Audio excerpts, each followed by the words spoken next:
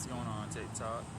It's your boy, Truth. We out here, another day, paradise.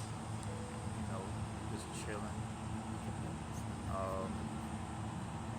So I want to go over another topic today.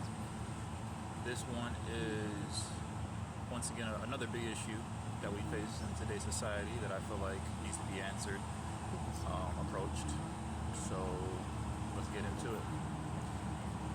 This one is called pride. Yeah, pride.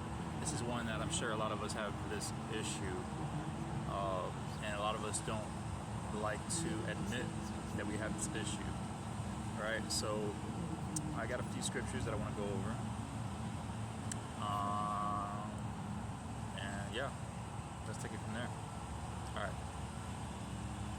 So let's start here. This one is Psalms 10, verse, 4. I gotta zoom in every time. Yeah, verse 4. And this one says, in his pride, the wicked man does not seek him.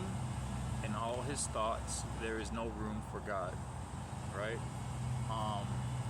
Now, pretty much, this is saying where, those who have pride, and the more pride you have, the less space you have for God to dwell within you and work within you. Get it? And the more pride you have, obviously, you'll be more like clouded. You'll be more clouded, and you'll be just you'll be blinded. You'll be blinded in your own ways. You'll think you're right every time. Can't nobody come and tell you anything. You will fail to seek wisdom. You think you know every single thing, and that's never the case. We all need to learn something new. There's always something like new to be learned. No one knows every single thing. If someone tells you they know everything, they know it all, then they just want to be a know-it-all. That's all. Bars. All right. So I got another verse, couple verses for you. This one says, this is Proverbs 11, verse 2, right? And this says, when pride comes, then comes shame, but with the humble is wisdom. So pretty much capitalizing off the last verse, right? So it's pretty much, just telling you straight up what comes with it. When you have all this pride within you, shame comes. I'm not going to throw out any artists or any people out here right now that I can think about. I can already give you a clue that they're going through it right now. They're going through it. They had a lot of pride in the beginning, and because of it, things are catching up. And it's just that simple. Like, we can't run from our issues where we make the you know what I mean. No, we just can't run from them. They'll catch up to us. Humble is wisdom. Yeah. So I have another verse. James 4 verse 6 says, but he gives us more grace. That is why scripture says, God opposes the proud, but shows favor to the humble. So this is just showing how God works with grace, with pride. How he works with pride. He definitely doesn't want anything to do with people who have pride. He stays away from them. The more humble we are, the more he's willing to deal with us.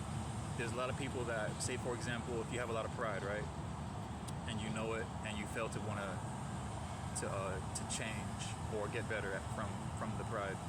If you try to pray and speak to God, God's more than likely not hearing you. It's definitely something that we got to look into.